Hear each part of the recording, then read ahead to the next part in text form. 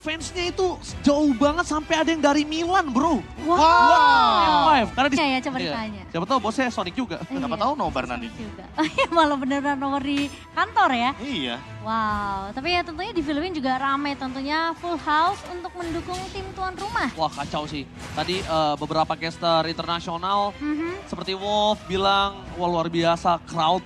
Tadi lihat it's Onyx time! Sonic time! Time, ada gambar Onyx juga tuh landaknya Onyx. Aduh luar biasa. Oke, Oke. tiba-tiba kita sudah menuju ke dalam lane of down. Kalau gitu minta semangat yang taman Ismail Marzuki! Let's go ke lane of down Grand Final M5 World Championship. Wow, ini best of 7 dimulai dari game pertama tentunya yang kita akan melihat apakah akan ada pertarungan yang sengit. Karena kemarin Onyx di game kedua dan game ketiganya itu benar-benar totally one sided deh. Iya, tapi kalau kita melihat dari early tempo yang sudah mulai dijalankan oleh teman-teman dari AP Brand, belum ada gerakan agresif seperti biasa. Malahan, kalau yang aku lihat mereka sedikit bermain lebih pasif. Di menit 1:20 tidak ada gerakan menuju ke area mid lane yang mengancam. Malah sekarang gerakannya menuju ke area dari XP lane. Yang tentu sedikit mengancam untuk Boots juga. Ketika kita melihat Kairi pun sudah mencoba untuk mengcover secepat mungkin di sana. Oh iya, dan sementara dari cewek pun sepertinya akan mau nggak mau harus agak sedikit bermain bersabar nih. Melihat juga memang dengan match up-nya dari Super Marco sendiri dan Kairi. Sementara di area mid nih Keyboy bakal coba untuk menahan pergerakan dari dua pemain di area mid sembari memang melihat dari seorang Sans yang akan mencoba untuk melakukan rotasi bersama dengan seorang Boots. Oke, kemungkinan besar akan ada massive team fight dari bottom lane. Karena kita tahu Turtle tidak akan dilepaskan oleh para pasukan dari AP Brand. LTZ berada di level 4 dan di depan sana punya Ogun juga masih berada di level 3. LTZ mencoba melakukan zoning out, fokus ke belakang dari Sonsing Bruce. Depan retribution from Kyrie, berhasil mendapatkan Turtle. Meanwhile di bottom lane, Sas berhasil bersetuju seorang view dan LTZ akan menjadi korban keganasan dari sosok seorang Boots. Meanwhile LTZ dia benar-benar coba untuk melakukan zoning out dan mendapatkan 1 poin atas Boots. 1 poin kembali didapatkan, 3 di tangan AP Brain. Wah, memang berhasil untuk mengincar ke arah view, tapi 3 pemain dari tim Onyx harus tumbang, Profesor Kabir. Ya, masalah utamanya adalah ketika kita melihat dari emblem pemilihannya Flap TZ, dia membawakan Encourage. Jadi akan selalu ada adaptive damage per 5 detiknya yang akan ditimbulkan dari kubu AP Brand. Dan hal tersebut yang membuat mungkin kalkulasi dari teman-teman Onyx agak sedikit miss. Dan bahkan kalau kita melihat sekarang dari first turtle yang didapatkan, itu menjadi keuntungan yang bagus. Namun tinggal di-convert aja nih, menjadi keuntungan apa? Setelah 2 menit ke depan. Ketika kita berbicara bagaimana AP Brand mencari atau menukarkan dari segi point kill, berarti mereka ingin mencoba untuk build up individualnya terlebih dahulu juga. Oh iya, karena harus sempat terkehilangan 3 pemain, tapi kali ini lihat Keyboy bakal coba untuk menahan KLTZ dan bakal coba di follow up. Sedangkan dengan ada view melakukan Astral Echo karena Soul Flame, informasi akan cukup terdeteksi dan akhirnya mereset adalah sebuah jawaban. Dan Sans sepertinya masih pede dengan adanya satu buah Circling Eagle yang memang sudah di-copy dari sisi seorang Ogwen. Dan pergerakan dari cewek kali ini benar-benar dibatasi oleh AP Brand. Ini gerakan yang sangat-sangat agresif sekali kalau dari Super Marco. Secara individual dia pun menangin banget match up melawan Cloud loh. Jadi sudah sangat wajar kalau seandainya cewek mungkin agak sedikit tertekan. Namun kali ini penekanannya berbeda. Lihat rotasi yang dilakukan 4-man move dari AP Brand menuju ke area dari Goblin. Dan itu membuat Keyboy sedikit tertekan. Oke, kalau ngomongin Keyboy tertekan, ini bukan pertama kalinya. Ingat, Keyboy nggak dikasih main, 0-5. Tenang, sabar. Apa yang kalian lihat, gue juga lihat kok. Santai ya.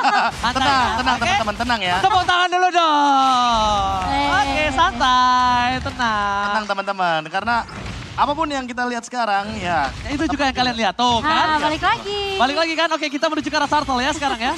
Aman ya teman-teman ya. Oke. Tenang. Menuju ke arah Turtle, Momo-chan. Yes. Wilson sudah punya juga Shrieking Eagle. Tapi yang cukup berbahaya adalah di mana posisi dari Keyboy kali ini akan coba bisa mendapatkan ke depan. KLTZ menutup pergerakan dari Star Boots. Flap TZ seperti biasa akan mengusir Boots dan sekarang mau dibuka begitu saja Ogwan dengan adanya Matilda dan penalti zone board defensive yang tahu. My God, view berhasil mendapatkan 1 poin kill. Meanwhile Keyboy juga mengeluarkan flickernya for defensive.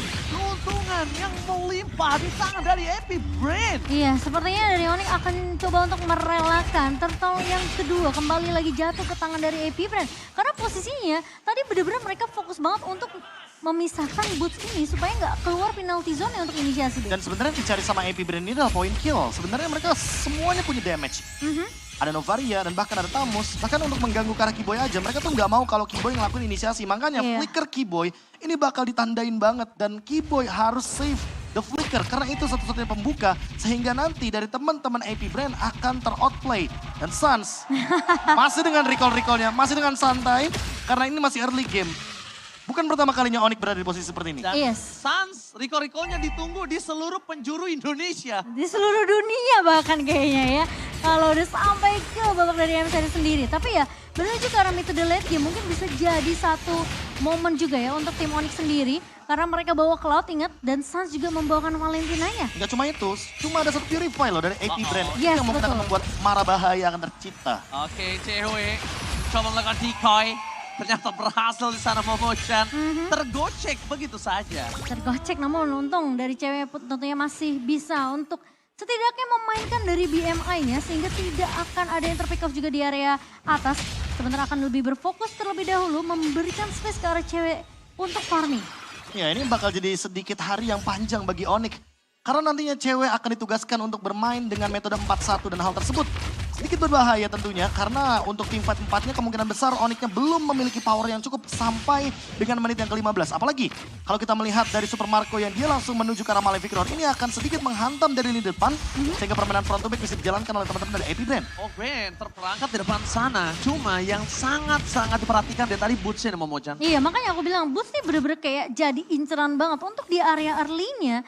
Boots yang benar-benar diprioritaskan untuk bisa ditumbangkan terlebih dahulu. Karena inisiasinya antara dari Keyboy yang punya implosion atau memang Boots.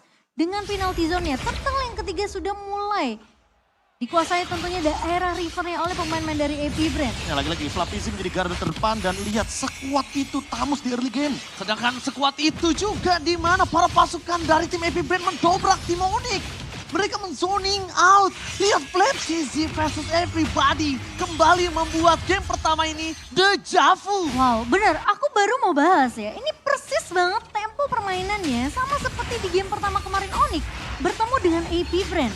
Jadi apakah memang mid to the late game ini akan jadi kunci untuk Onyx sendiri? Ya, tapi mungkin permasalahan yang baru kita temukan di sini adalah Tamus. Tamus ini adalah tipikal hero yang dia bisa langsung end game juga. Bisa menabrak turret juga, sehingga kemungkinan besar dari Onyx harus jauh lebih safe daripada pertemuan mereka di upper bracket.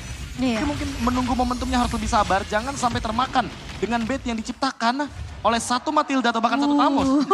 Bait yang diciptakan oleh satu Matilda atau bait yang diciptakan oleh Suns. Itu dia, Suns dengan banyaknya recall-recall yang dia ciptakan dan circling eagle defensif yang dia miliki. Iya, tapi Sudah ketemu jawabannya nih, berarti yang akan dia copy adalah circling eagle. Circling Eagle ya, yang mungkin saat ini juga sampai di area menit ke-8. Ini yang kelihatan depan mata ya memang sebenarnya Owen. Yang terus-terusan ngasih pressure. Dan Kairi hampir banget kehilangan purple buff-nya. Itu dia tuh, player-player Novaria tuh. Dia tahu banget timingnya. Sampai dihitungin berapa lama dia akan nge-jungle. Itu karena nggak hanya di kompetitif, Profesor kami juga gitu. Kalau dia pakai Novaria dihitung.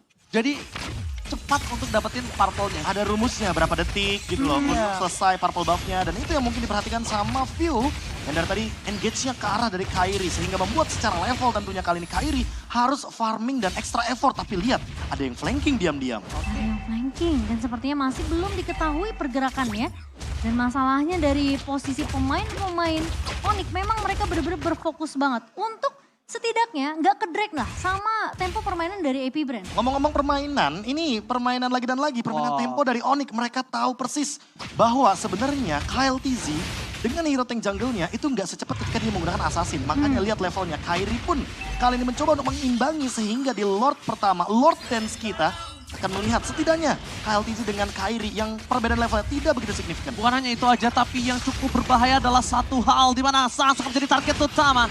Asal itu telah terdeteksi dan mereka melihat ada posisi yang cukup bebas untuk tim AP Brand. Cuma satu hal, Super Marco cukup trauma nampaknya dengan game pertama kemarin dan akhirnya dia respect sekali untuk Brody membuat DHS di early seperti ini. Wah itu cukup berat Profesor. Iya apalagi untuk permainan menuju ke arah targeting Keyboy ya.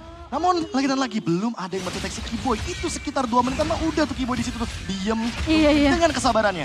Untung nggak AFK. Oh enggak dong. Ya makanya dia harus recall, dia harus gerak-gerak biar nggak AFK. Iya benar, biar nggak kedeteknya AFK gitu ya. Iya. Tapi kali ini Lord Dance yang sudah mulai Oh no. inisiasi oleh AP Brand. Tapi sepertinya pergerakan dari Boots bakal ditangkap. Berhasil membuka dengan adanya 4 stun yang diberikan, tapi nampaknya gagal untuk bisa di following up. Damage tidak akan terlalu cukup, karena kita bisa melihat juga kalau misalnya Kiboy akankah tarik posisi. Karena kalau bisa aku lihat di sana, dia menarik posisi, dia menarik posisinya. Karena kalau dia terdeteksi di sana tumbang dan gak bisa diselamatkan kembali. View kembali dengan calculate-nya, berhasil mendapatkan Lord atas dari Oni. Ya, tapi yang paling penting di sini adalah Epic Brand memang hanya mengincar point kill saja. Udah, baru mereka coba untuk kontes objektif. Dan sejauh mata memandang, kita baru melihat ada beberapa mungkin advantage yang diamankan sama Epic Brand. Tapi lagi dan lagi cewek mendapatkan space farming yang lumayan banyak. Hanya saja dari segi item nih mungkin harus lebih bersabar lagi. 2 Lord dulu ditahan hingga nantinya Onyx baru bisa mendapatkan level dan item yang seimbang. Karena mau bagaimanapun juga ketika sudah berada di menit yang ke-20, berada di menit yang ke-30 sekalipun, semua item pemain dari kedua tim sudah bisa dipastikan full item dan tinggal ditunggu setupnya aja untuk menuju ke arah late game. Iya, perbedaan aturnya memang di menit yang ke-11 ini kelihatan terpaut cukup jauh ya. Perbedaan 7.000 yang memang ngebuat AP Brand ini menang dari segi level, menang juga dari segi item yang dibutuhkan. Super Marco udah jadi dengan Wind of Nature-nya. Dan sekarang dia punya setidaknya satu jaminan untuk menghalau physical damage yang dimiliki oleh pemain-pemain dari Onyx. Wow, cukup sakit ya. Nampaknya kita lihat para pasukan dari tim AP Brand, mereka pergerakannya udah cukup masif di arah bottom lane, agresif juga. Yang aku suka dari Onyx adalah dia masih responsif terhadap early aggression yang dimiliki oleh AP Brand. Tapi dengan adanya clear minion yang sangat cepat membuat para pasukan dari Onyx, mereka berhasil mempertahankan base turret mereka dengan early aggression yang diberikan oleh Lord mereka. Iya, tapi Super Marco sepertinya mau coba untuk melakukan poke damage saja ke arah seorang Kairi. Memang dari Onyx, seperti game pertama kemarin, mereka benar-benar bermain cukup sabar.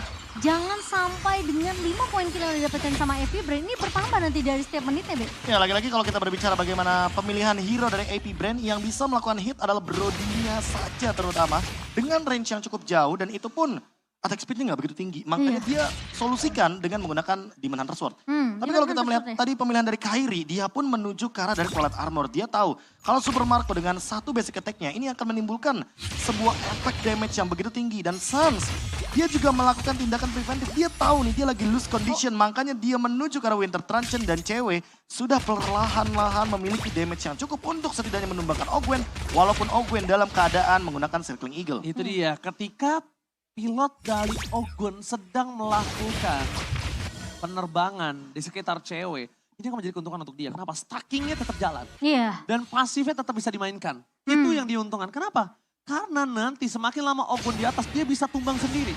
Dan kalau misalnya Ogwen pun pulang, kerugiannya ada 2. Nggak ada ultimate, nggak bisa nge-zoning out berarti tandanya. Dan yang kedua, ternyata sebelum kita bahas itu ada 2 tim fight yang cukup berbeda. Kaltisi dan juga Flaptisi. Kyrie ditahan begitu saja. Dan bahkan Kiboy di depan sana mencoba melakukan konsep kami. Kiboy!